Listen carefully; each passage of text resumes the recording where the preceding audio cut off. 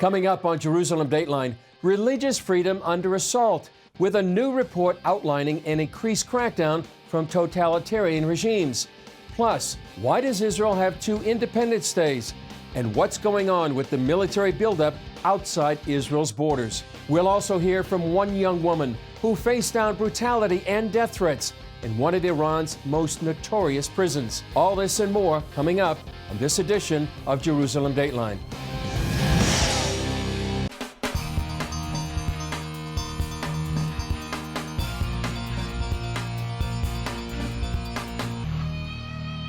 Hello and welcome to Jerusalem Dateline. I'm Chris Mitchell. A new report on global religious freedom says persecution is rising against people of faith, ranging from state-sponsored discrimination to imprisonment and even death. The annual report by the bipartisan U.S. Commission on International Religious Freedom focuses on the world's worst offenders: Myanmar, China, Iran, North Korea, and Saudi Arabia among the 12 nations already on the list. This year, 5 new countries were added: Afghanistan, India, Nigeria, Syria, and Vietnam. Rabbi Abraham Cooper tells CBN News that while persecution is increasing around the world, it's harshest on people living in totalitarian regimes. Religion is under assault. Religious freedom is something that is denied by many governments. God is the number one enemy. Religious belief is the number one enemy in any system that demands a total fealty to the dictators and the regimes that are there. The report includes recommended actions the White House and Congress can take to address religious freedom violations. Commissioners believe every country named in the report is watching to see how the U.S. will respond. Well, Israel just celebrated its Independence Day last week, but Independence Day events are also coming up this month. Paul Strand, who recently joined our Jerusalem team from the U.S., asked John Wagi, our Middle East analyst, and me about that and a few other things. Take a look. So guys, we just celebrated Independence Day last week in April, but on the calendar there's May 14th, another Independence Day. What's with 2 Independence Days in Israel? Well, Paul, great to be with you. First of all, one is on the Hebrew calendar. That's why they celebrate it on April 26th. The Gregorian calendar will be marked on May 14th. Regardless of what day it is, though, Paul, it's a miracle. 75 years of the modern state of Israel after being separated for 2,000 years from the homeland, and to celebrate 75 years is remarkable and a miracle. Okay, now the United Nations in November passed this resolution to mark Nakba, the Nakba, on May 15th, the day after Israeli Independence Day. What is the Nakba and what's the significance of that date? Well, Nakba in Arabic means catastrophe, so it's the day of catastrophe, which Yasser Arafat began the commemoration of it in 1998. That's all the older it is. Before that, some even say that the word Nakba was referring to the Syrians and the Arab refusal to take on the Israelis and defeat them. So the real catastrophe back in '48 was that the Arabs didn't win. Then it became a catastrophe that the Israelis did this to us, So that is the day that's commemorated and now celebrated by the United Nations. Okay, and so what the Palestinians are saying is this is the day we lost this land, is basically what they're saying. That's what the disaster is. We were forced out and lost the land. Okay. Anything else on that, Chris? No, that's... Okay. Here in Israel, right into last year, we've been seeing these demonstrations over and over again, hundreds of thousands of people protesting Benjamin Netanyahu's judicial reform legislation. But last week, we saw a big, huge demonstration of maybe more than 500,000 for the judicial reform legislation. What's the significance of, do you think, of this latest protest? Well, I would think it was very significant because for 4 months, there really hadn't been that kind of demonstration on behalf of judicial reform. There have been 4 months of tens of thousands, if not more than 100,000 in Tel Aviv, in other cities around the country. So I think this was speaking for maybe a silent majority here in Israel, that they came out for this judicial reform and probably wanted to even the playing field about how many Israelis are for it or against it. John, what do you think? You think it was a big deal that there were that many people out for it? I do think it's a big deal. I think it bought the government more time. And first of all, I'm not even sure when they're going to be able to bring up judicial reform because they've got to pass a budget first and that kind of thing. But what it did was say, look, there is a sizable number of people, the ones who voted for us last November, who still care about the issue of judicial reform. Okay, another topic completely, which is that, Chris, you've been observing the military buildup going on in Lebanon, basically an anti-Israeli military buildup. Rockets pouring in from Gaza, rockets coming in from Lebanon, terrorist attacks here in Israel. Do you think an all-out war is imminent? It's possible. I don't know if it's imminent, but I think the last few weeks when we saw rockets from Lebanon, Syria, and the Gaza Strip may have been a prelude to what Iran wants to do. They want to overwhelm Israel's air defenses, the Iron Dome in particular, with thousands or hundreds of rockets from all of these areas. And I think because of the judicial reform as well, it ties into what's going on in Iran. I think Iran sees weakness within Israel, and they may be misjudging the whole idea, but I think that could be a prelude of what we might see. Whether or not it's imminent, we'll see. I would just add Isaiah62fast.com. People are going to be praying for Israel because of the judicial reform issue and the Iran threat. So I think that's something we need to consider and evaluate. John, I've noticed that there's this talk about the U.S., a bunch of the military ammunition and stuff that's stored, mostly for Israel in case there's a war, is going to go over to Ukraine. Do you think that this is a problem, that all of a sudden Israel might be in a situation where it just run out of ammunition? I think that it is a problem, the U.S. commitment to Israel militarily. They make the verbal commitments all the time, but the actual physical commitment to prolong a conflict, because a conflict that breaks out isn't just going to end in one day, you know. So Israel has to be concerned about that. And also a defense minister this week from the Defense Ministry of Israel said that it's almost inevitable that there will be an escalation of some sort this year with the kinds of rocket fire we just saw in the last few days. Okay. Well, thank you, Chris, John, and along with the crows out here in the park, thank you very much. Great to be with you, Paul. Thanks. Up next, building bridges in the halls of Israel's government. How Christians and Jews are uniting in the Knesset.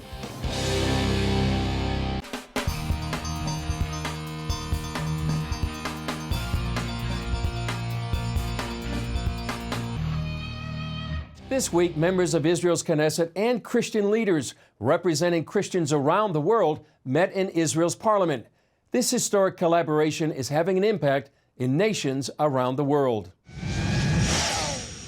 Now in its 19th year, the Knesset Christian Allies Caucus came together to celebrate Israel's diamond anniversary.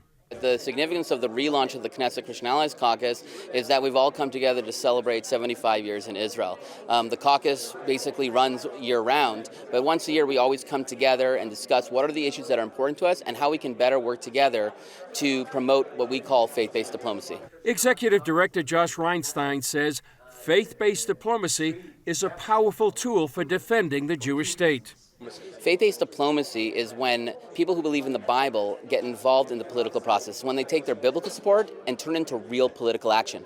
Today, faith-based diplomacy is the most important weapon that Israel has in its diplomatic arsenal. It's the reason there are embassies in Jerusalem again. It's the reason there's anti-BDS legislation around the world. It's the reason we have observer status in the African Union. It's because Christians are getting involved with the political process and letting their representatives know that standing with Israel is a priority. Knesset member Sharon Haskell, one of the co-chairs of the caucus, feels this Jewish-Christian collaboration is extremely important. The Christian communities around the world are our greatest allies. They are bringing out to the world the message, the truth about Israel. We live today in a world where it's so easy to spread propaganda and lies through social media, sometimes even mainstream media. And so when they are so dedicated in coming here, seeing here, being active in anything that happens here in the Holy Land, and they see the reality where Israel is the only democracy in the Middle East. It's a democracy, a stable one that brings the message of freedom and equality and rights to its citizens, all of its citizens, then they can combat this propaganda and these lies. The Israel Allies Caucus has more than 50 caucuses and parliaments around the world, with 1,200 legislators. The largest caucus is in the U.S. Congress on Capitol Hill in Washington. Reinstein says these men and women are making a difference, such as in the move of the U.S. Embassy to Jerusalem. It was a faith-based initiative. It took 14 years to occur, but it only happened once Christians made it a priority. Also, what we've seen is in different places around the world, we're seeing legislation, resolutions, hearings on a number of different agenda items, and these are all being pushed from Christians. When you look at the success that Israel has diplomatically around the world, 90% of it has come through faith-based diplomacy. So it's really astounding the success of this new movement. Jürgen Buehler, director of the International Christian Embassy Jerusalem, sees the collaboration as historic. For the first time, Jews and Christians are collaborating to work together on behalf of Israel, but also there are a lot of subjects emerging right now that might even affect other nations, that will be for the blessing of other nations. So it's a historic time where for the first time in 2,000 years, Jews and Christians are working together, collaborating to bring a blessing to the whole world. The ICEJ is working with the caucus in Europe. 3 or 4 of our branches in Europe are partnering with the caucus to change the labeling law. The European Union is labeling all the products that come from the West Bank. You have to know only Jewish products, not Palestinian or Arab products. So in a way, it's a déjà vu what happened 75, 80 years ago in Germany, where Jewish products were labeled in a very bad way. And we want to make sure together with the caucus that this will not repeat itself. Earl Cox, a longtime Christian Zionist, has seen this collaboration growing for years. I'm usually here about 5 months out of the year. And when I come, I see so much happening here that just excites me so much. The Christians, evangelical Christians, are supporting the state of Israel. As you very well know, 0.2%, if I'm not mistaken, you put all the Jews together in the world. That's all it is. But if you look at us who are in the evangelical community, there are hundreds of millions of us. And that's why it's so important that we stand with the state of Israel right now, not tomorrow, but right now. During the meeting, many Knesset members came to thank the Christian leaders. We don't and we cannot take for granted the incredible support that we receive from this community. Every time I meet Christian supporters from around the world, it expands my heart, really in understanding to what extent they are dedicated in helping and defending us. What an incredible bond we have between those two communities. Coming up, trapped in an Iranian prison cell and sentenced to death by hanging. Her crime? Choosing to follow Jesus. Hear this woman's harrowing story of persecution and freedom when we come back.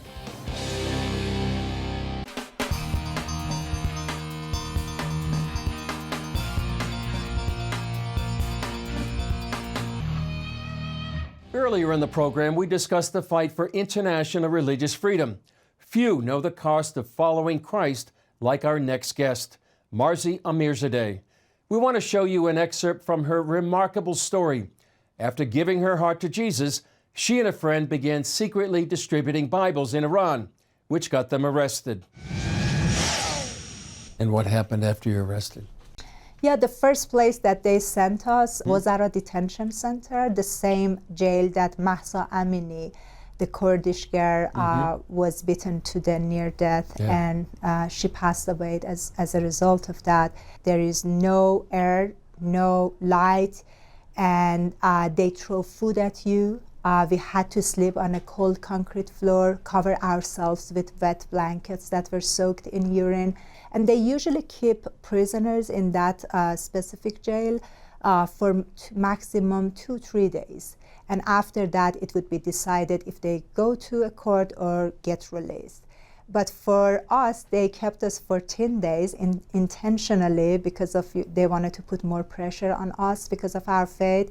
And that was the reason, because the first court that we had, the way that I talked to the judge, he didn't like it, and I challenged him because he said, you were Muslims converted to Christianity, and you are infidel, you are dirty, you need to be executed by hanging. And I said, I never consider myself a Muslim, because everyone who born in this country, they have to be a Muslim. There is no choice. So you can't tell me that I was a Muslim converted. And beside that, if you truly believe that we are criminal and go ahead and execute us. And why don't you show it in the national TV for people to know that this is a big crime? And he got mad at me and he said, I will make sure to push your case for execution by hanging. And he did that, actually. And later they sentenced us to death by hanging. But praise God, I believe that was God's purpose for us to stay in the first jail, because we had at the first few days we were just praying to get released because we didn't want to be in that horrible place.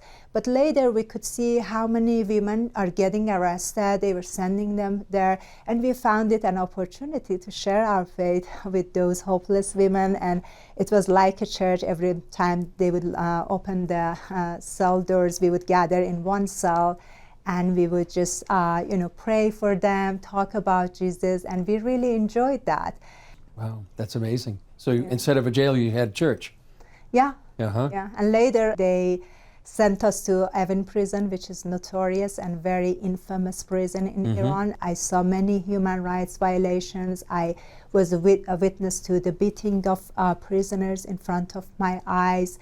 And execution, as I mentioned, that was horrible experience. I remember the last month, they just told us, we had many interrogations. I forgot to mention, they sent us to another section in Evin prison. It's called 209 section. In that section, they put pressure on us, especially the last month, and told us, if you just write one sentence and renouncing your faith in Christ, we will release you. But I told them, hey, go ahead and hang me. I'm not going to renounce my faith, because I didn't come to faith just because one day I woke up and I decided to be a Christian.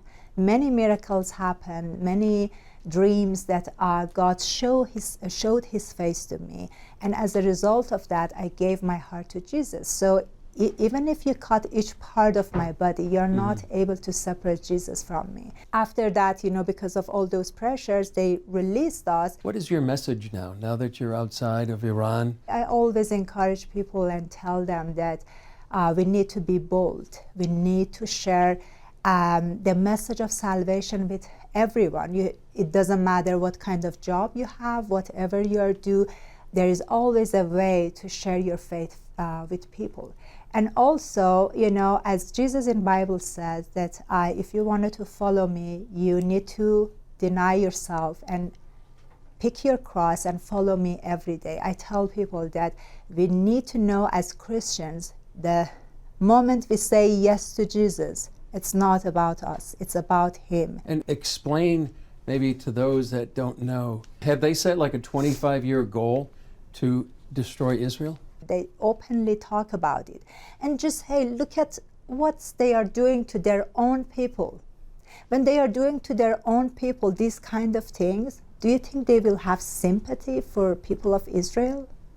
Never. So of course they are serious about it. That's my point, to tell people, to wake up people that, hey, these are not rational people. These are not normal people. I was witness to execution of my friends. So when they tell something, they will do that. So the word need to stand with people and support them at this time, because we can't let the Islamic Republic regime to achieve nuclear weapons. If you want to watch all of Marzi's amazing interview, go to the Inside Israel page at cbnnews.com or to Jerusalem Dateline's Facebook page. Up next, Iran may be Israel's biggest enemy, but it wasn't always that way. Marzi shares the true history between the Jewish and Persian people and her hopes for Iran's future.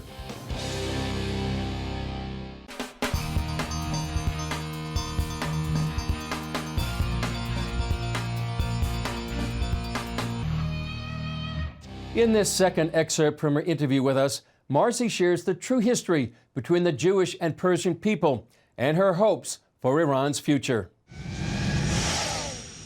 Marzi, a lot of people may not realize that Israel and Iran, or Persia, ancient Persia, have really had a connection that goes back thousands of years. How would you describe that? Yeah, unfortunately, since 1979, the Islamic Republic regime tried to undermine and hide the history of friendship that Iranians had good people of Israel.